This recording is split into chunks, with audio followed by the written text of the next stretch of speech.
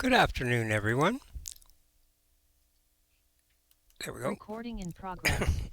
Ah, welcome to Wassa Distance Education and NBV3E, Worldviews and Aspirations of First Nations, Metis, and Inuit communities in Canada. So today we're starting in on unit number 2. Please get whatever assignments you can complete and sent in for unit number 1. And on the cover page here, it says pages 108 to 183 in your textbook.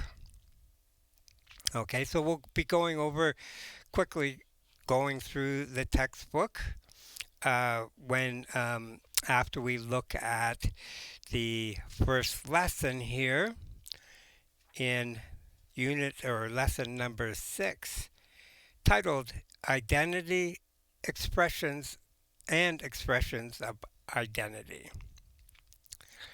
So the learning goals are right here at the start, and I will just try to re-say them in more specific uh, outcomes or what you will be able to do when you complete this lesson. So you'll be able to identify aspects of cultural identity related to specific Aboriginal people. So this says specific because there are numerous groups of Aboriginal peoples who are unique uh, in Canada itself. Um, you'll be able to describe Aboriginal and non Aboriginal perspectives on the contemporary cultural identities of Aboriginal peoples. You'll be able to describe the effects and successes of Aboriginal peoples to protect and maintain their cultures and language. You'll be able to describe the efforts of Aboriginal peoples to attain autonomy, that is, control of their own lives. You'll be able to describe how contemporary Aboriginal communities assert their autonomy through a blend of traditional and modern practices. And you'll be able to describe aspects of what it means to be an Aboriginal uh, on a personal and communal level. So, this term identity, um, what does it mean exactly? How do you decide who you are and what your place is in the world? How do you feel about how others define you? How would you describe yourself to someone else? Perhaps you would start by telling them your age or your ethnic background. For example, are you Metis or Inuit, or um, are you from a different? A lot of people identify the community, identify themselves by the community that they were born in. Identity is a difficult term to explain. It can mean different things to different people. What factors shape how you see yourself? The easiest way to explain the concept of identity is this: identity is what you think, know, and believe about yourself. Many factors are involved in determining identity. Some are internal and others are external. Connections to other people, whether through ethnic background, religion, or geography, is very important to identify. You can have a sense of yourself as an individual and also have an identity as a member of your community. So there are, two ways at least that you can look at yourself. In the words of Chief John Snow, I am an Indian. I am proud to know who I am and where I originated. I am proud to be a unique creation of the Great Spirit, We are part of Mother Earth. Of course, everyone is different, so they will have different views of what identity means. Aboriginal identity is very colorful, diverse, and complex. So, for chapter number 4, and that's the chapter that we'll be looking at for this unit, there are some words here that you should be on the lookout for and be able to identify just to feel confident that you um, can really grasp all of the material and the ideas that are in this unit. So, the first one, we've been talking about this self identification. Another one is culture. What exactly does culture mean? Blood quantum, that's an interesting concept that is still in the newspaper a lot. And then we have identity, nationalism, and patrilineal. Okay? And so let me bring up the actual book here. So, what I usually like doing, first of all, even before I start reading, is I like going through the uh, different sections very quickly, just seeing where everything is. So, we have the title here, Identities, Realities, and Perceptions. And then there's a little quote by a fellow named Wilfred Palat, uh, Pelletier, uh, Odawa, Odawa educator. When you no longer go around accounting for yourself, making yourself understood, justifying your existence, when you no longer feel an alien anywhere, you've come home. You know who you are. That's right, where you feel that self confidence that you really don't have to explain yourself to anyone, your identity. You just feel so comfortable in your own skin that you know who you are. You have come home. All right. Uh, Here it says in this chapter you'll learn what identity is and how identities are formed. Okay. And then laws and the impact of laws on identity, how identity is expressed, stereotypes, and media portrayals. All right, so I'm just skimming down. There's a picture here of a photograph, Monica Acia Claire, and we are asked the question, what is the photographer saying with this image? Right here we have a young lady, uh, and then she's holding this little doll here. It's kind of a stereotype, right, of an indigenous young girl. Um, and, she has braids and everything and some beading and that. Uh, and this girl looks like she's just kind of citified. She's wearing her casual clothes. Uh, Maybe she's thinking about her identity and how it relates to what we might call a stereotype. Dolls and things like that, or things that create images of people, are often like stereotypes. If you see Barbies, right, they're real stereotypes of this preppy blonde girl um, who doesn't have much of a brain. Barbie. I remember my daughter liked Barbie. Okay, so there's a definition of identity here. And as I said, we'll go through this really quick because we'll have to come back and read all of this. Expressions of identity, outside influences of identity. This is very important. How uh, the uh,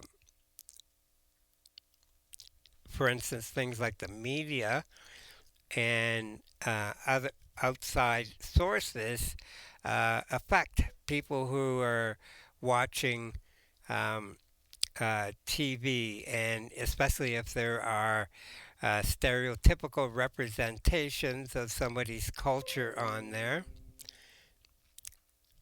Um, okay, and this one gets more into detail about the Aboriginal identities here on page 114. We have identities of choice.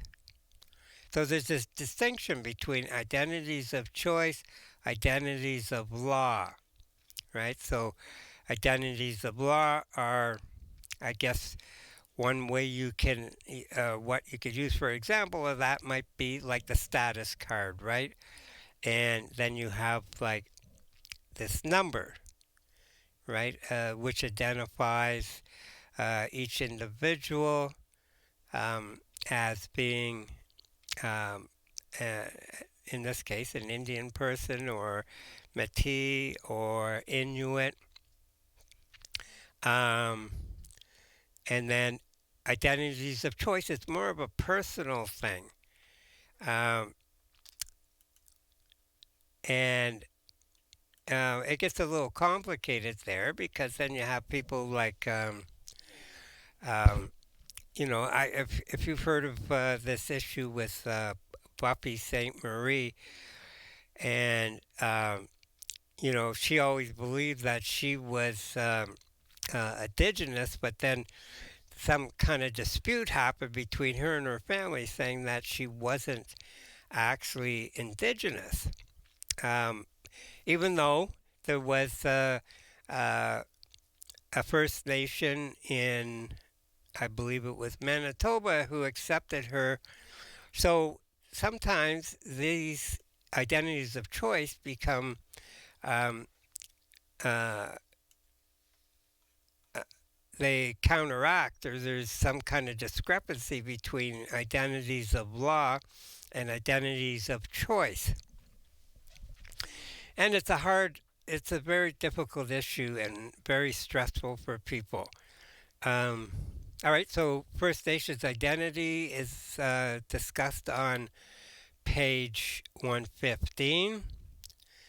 And then there's actually a legal term for a legal term for Indian, and the term Indian appears to in the Canadian Constitution Act and has been used to describe those people defined as Indian in the Indian Act, Section 6.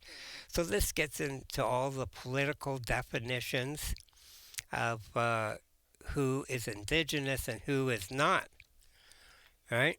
Um, and then this is very interesting, the history of the Indian Act. Where did it come from? And who thought of it, and how is the status of an Indian determined on page 117. And then there's people who want to change this act. It's so hard to change acts. Generally there's got to be some big consensus in Parliament or within First Nations uh, to change an act like the Indian Act, right? Um, and so this comes right into Bill C-31.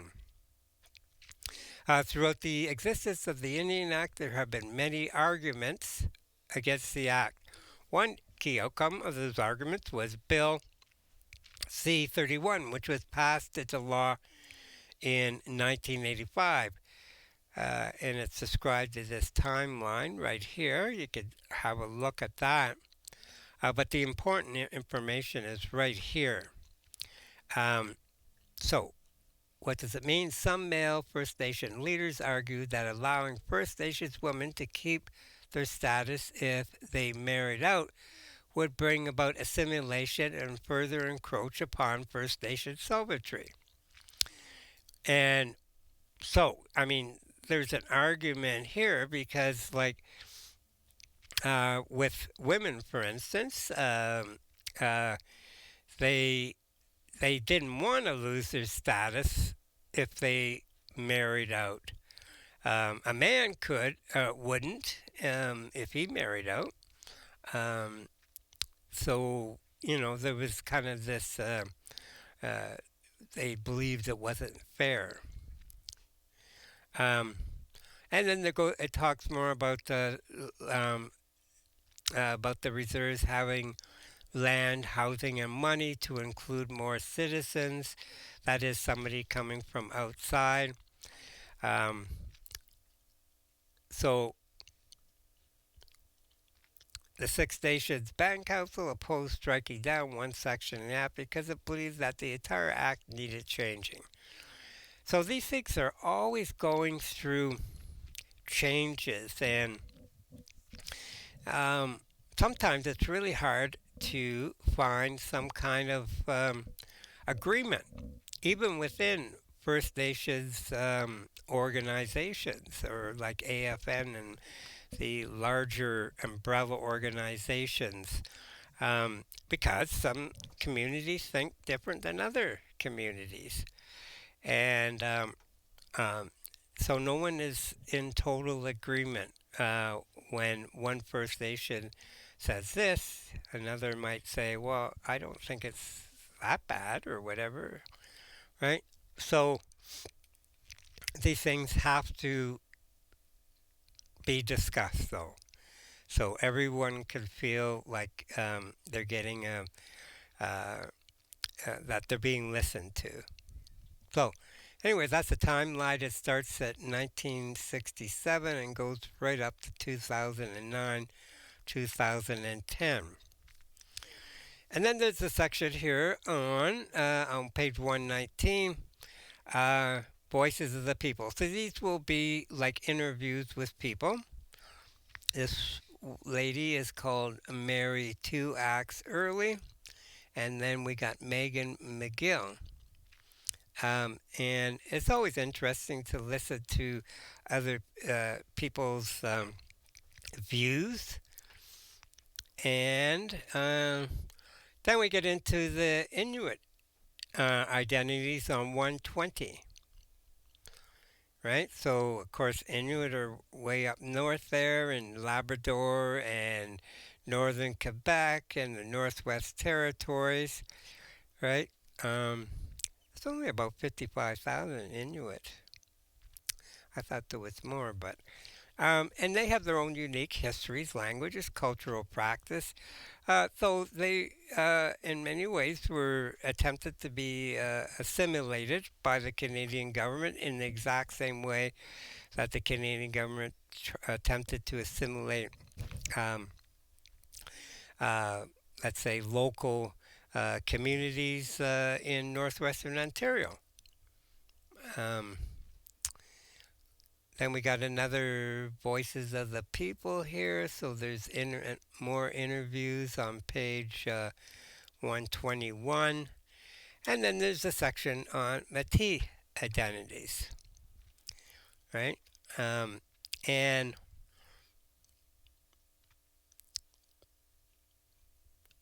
I'm not going to read through all of this, right? Metis nationalism formed a large measure because of the marginalization. That means they're kind of pushed off to the exteriors, right, or to the edges.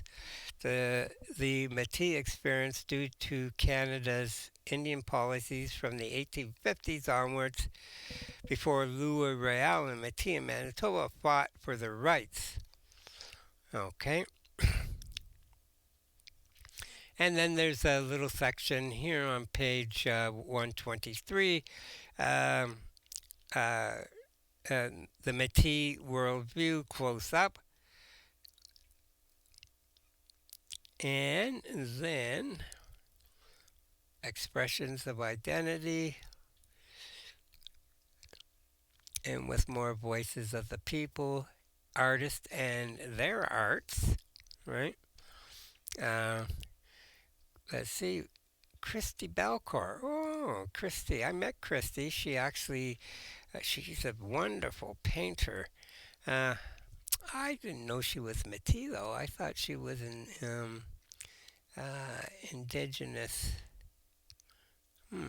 Neil Diamond. Oh, I didn't know Neil Diamond was a Cree filmmaker.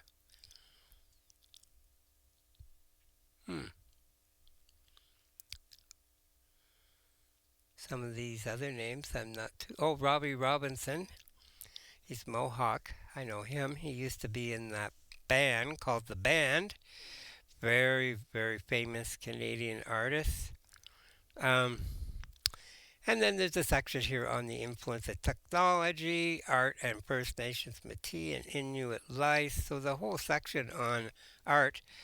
Oh, on page 127, Manitoulin Island. That's a pretty cool area. There is a lot of artistic things going on that island. Some of these people I'm very familiar with when I had taught art, Daphne Ojig, Blake Dibasiji. I don't know if I'm pronouncing that right. All very famous in the woodland style. They call it the Eastern style. It's a little bit different than Norvell Morrisseau and, um, well, actually, Carl Ray was from uh, this area. I don't know why he's on Manitoulin Island. Carl Ray was actually, he hung around with somebody I know from here in Sioux Lookout. And I think he might have died here in Sioux Lookout. Anyways, yeah, interesting to learn about the artists, and this section here is oh, Red Sky Theatre. I've seen them play in Toronto. They're really renowned in Canada and the rest of the world. And language promotes cultural pride. More on arts programs. All right, so this section here, this is going to relate directly to our key question, analyzing images, right? So keep in mind where this is. It's on page 130 because this is directly relating to the key questions we'll take a look at in a second. And this painting right here, this painting by Paul Kane is entitled Big Snake, Chief of the Blackfoot Indians, recounting his war exploits to five subordinate chiefs painted between 1851 and 1856. Okay, so this was painted by a guy who wasn't indigenous himself, right? So, in a way, anytime somebody from outside paints someone from inside, they, like it or not, they're showing some kind of bias, right? Um, they are painting from they decide what they're going to include and what they're not going to include. Hey, that's the thing about being artists, right? They oh, okay, see you tomorrow. Okay, that was just my student there. He joined in, and okay, so that is the actual text I want you to read, right? Remembering again that up to 131, right? So we pretty well covered the whole um, section there, right? Right up to here, 131. Okay, so let's go now to our support questions. Look at figure 4.3 in your textbook on page 112, right? Okay, 112. We'll just skim back there.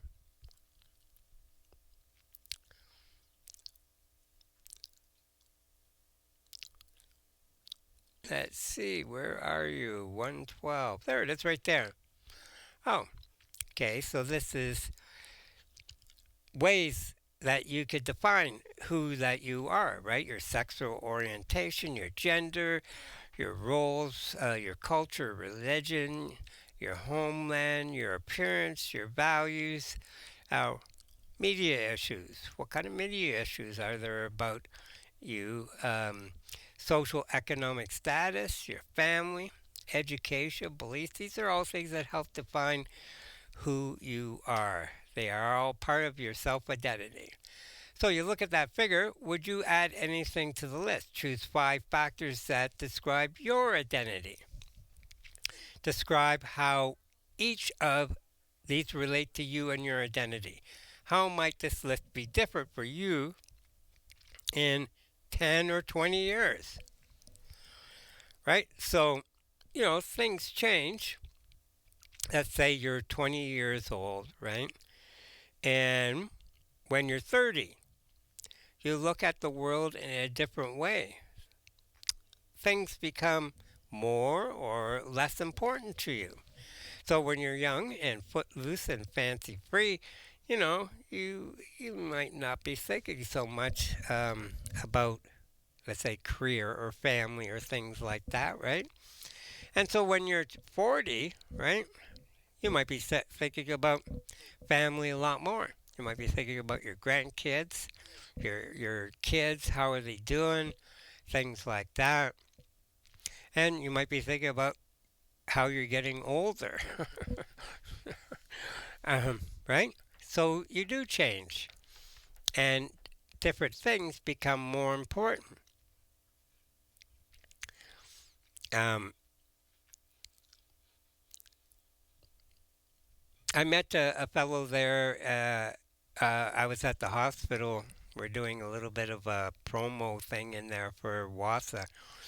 I met a guy there, um, and you know what? He was in there, uh, and what he really missed, he said it was so quiet in the not the hospital itself, but the what's the other place that's connected to it there? The oh, I've lost the name of the place. It's kind of like a little hotel that's connected to the hospital. Hmm. Wow, that's how it goes. Um, anyway, so he felt it was so quiet there, and what he really missed was the sound of his grandchildren. Right? That's what was causing him the quietness to bother him and make him feel lonely. And he started thinking about all his grandchildren. So, he was about 40 or 50 years old, right? So that's a change from when he might have been 20, right? So, number two is what's the most important aspect of your identity, right? So, maybe it's religion. Maybe you really, whatever religion you belong to, that is how you uh, deal with life, right? Um, that's how you decide, what's right and what's wrong through religion. Um, who your friends are. Maybe everybody is of the same church. Um, um, Number three, what influences how we see ourselves and our sense of identity? So, um, family could be a big thing there. Now, I don't want to give you all the answers here, but you could get these from reading or get some good ideas from reading the chapter that we talked about. All right. Okay, so that is a support question, no? Support question. The next part is uh,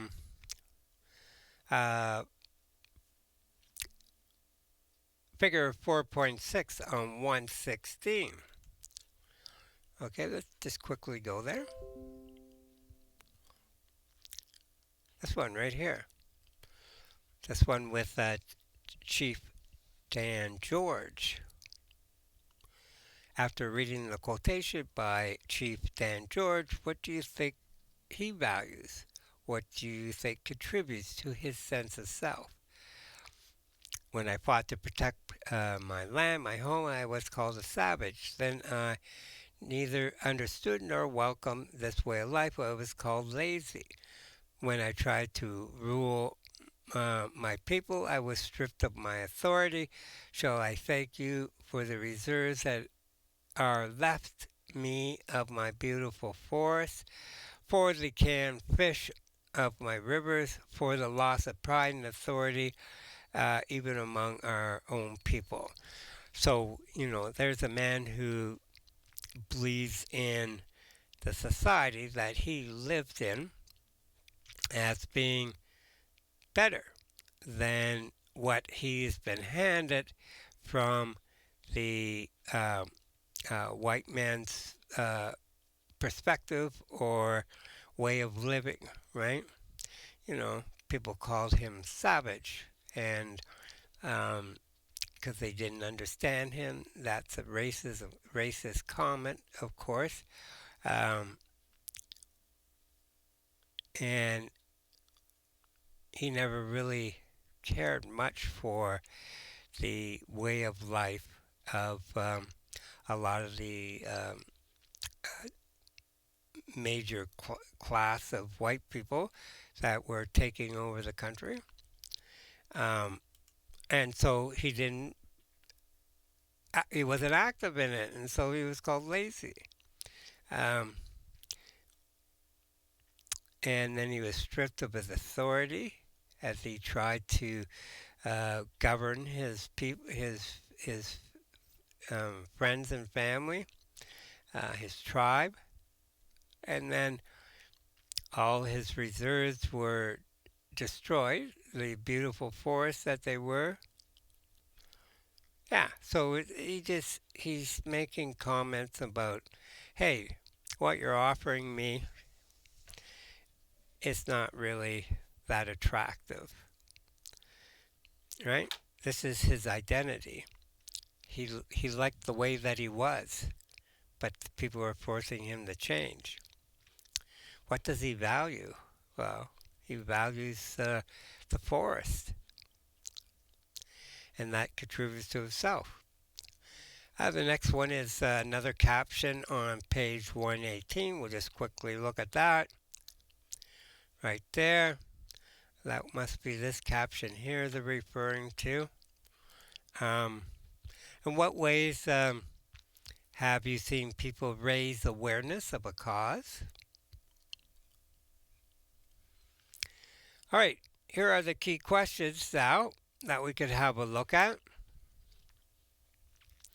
Number one, summarize key information about First Nations identities, Metis identities, and Inuit identities. All right, so basically to summarize and to simplify, well, it's not simplifying it, but it's giving the brief idea about um, the identities of First Nations, of Metis, and Inuit identities. Right, so one or two sentences for each different identity should be enough because they're only worth 2 points each. Number two, why do you think it's important for people to represent and express their own cultures and identities? Right? Um, so that's worth 4 marks. And why is it important for people to feel that they are, uh, well, that quote by Chief Dan George kind of nails it down that uh, it's by uh, representing and expressing his own culture, he feels good about himself. He has an identity which he feels comfortable with. And that's a good way to feel, not to feel out of place. Number three, reread Delbert Mayer's words on page 114. right? So for that, of course, where are they? And give your answers in 1 to 2 paragraphs. 114. So we have to go backwards here. Right here.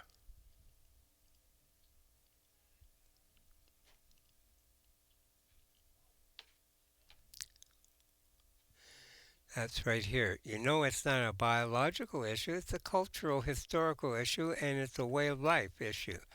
And it's not what you look like on the outside, it's how you carry yourself around on the inside that's important, both in your mind and your soul and your heart. Right? So once again, that there's that identity of feeling um, comfortable with who you are. That's the greatest feeling in the world for anybody.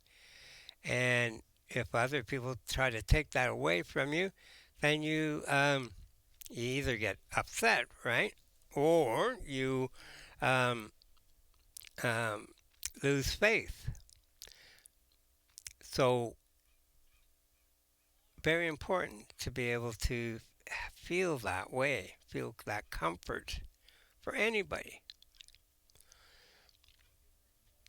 Okay, where are we now?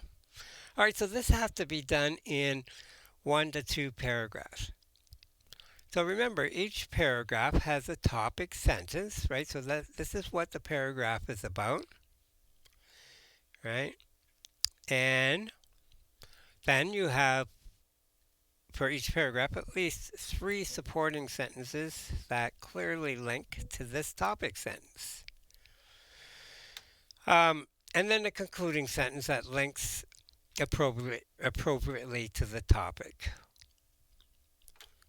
Correct spelling, grammar, and punctuation, always important. And don't forget those transitions, right? So when you have 3 supporting sentences, you might start off one of those sentences with first, and then the second one would be second, and then the third one would be third.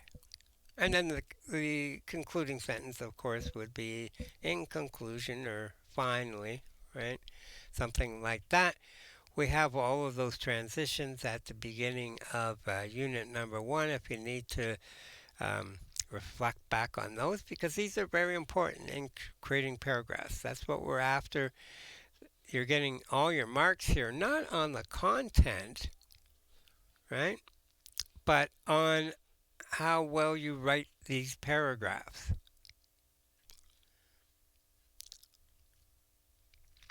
So, the next or section of the key questions here is on page 5, the next page. Key questions continue. This is worth 12 marks. So, here we have the identity wheel, but it looks very similar to the medicine wheel that we've looked at previously, right? But it's divided into 4 different quadrants that all relate to identity. We have the intellectual, the spiritual, the emotional, and the physical planes. Complete the wheel by filling in the sections to include what makes up your identity. So, intellectual, you could talk about, you know, um, maybe what languages you know and speak and can write, um, how, your schooling, things like that. That's all intellectual. Spiritual, your connection, your religious connection or your traditional spiritual connections. Um, Emotional is how you feel about things, your values on things, um, your belief system.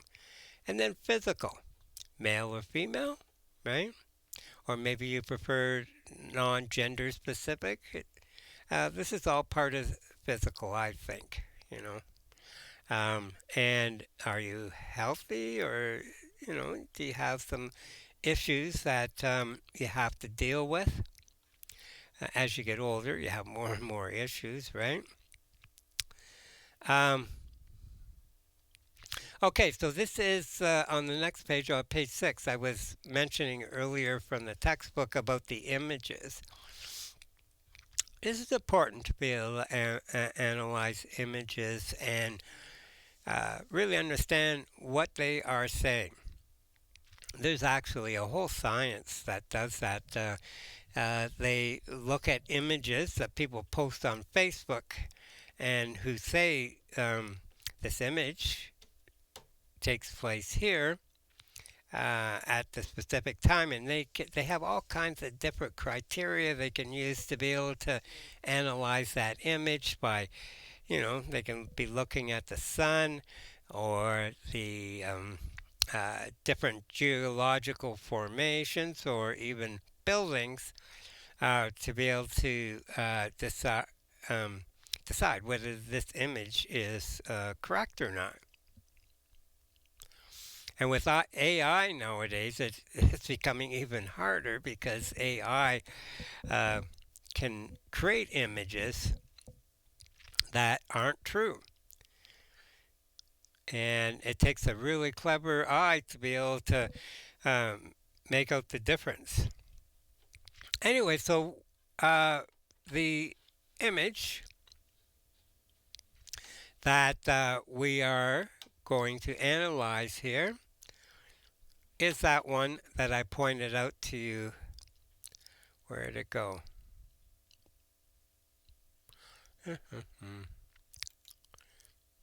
There. Okay. Where are you?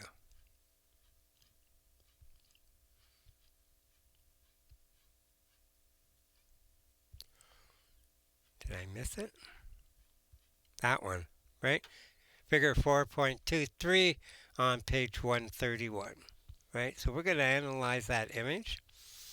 First thing we're going to analyze is, let's see, what does the image show? So basically the title contains what the image shows, right? But these people in this image aren't from the present, right? They are from a certain era, um, time, time in the past, right? And the dates are given right here. Who created the image, and then why or when? Okay, so it's all the information about this fellow named Paul Kane is here for you to decipher. Is the image accurate? How can you find out? Well,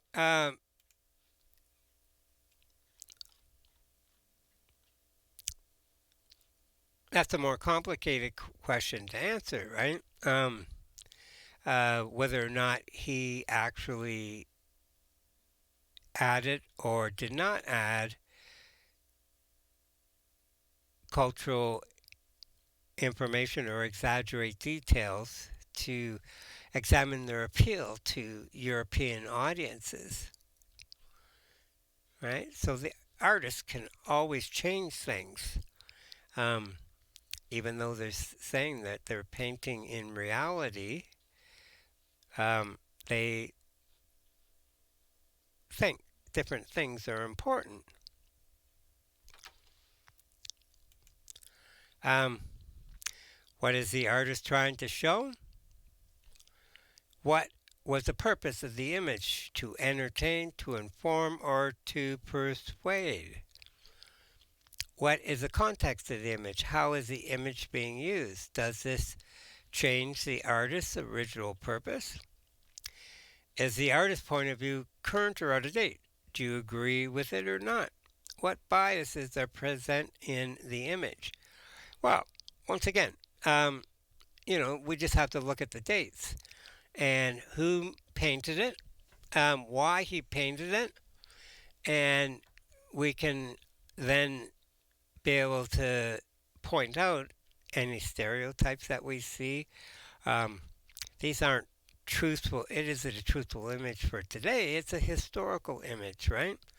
But people have to be made aware of that. That um, the indigenous people today are far different from the ones in the picture,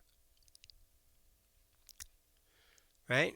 And so this guy was trying to entertain people.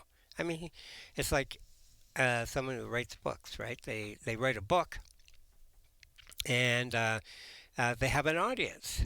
And they add certain things. They could add, violence or sex to get people to read their book.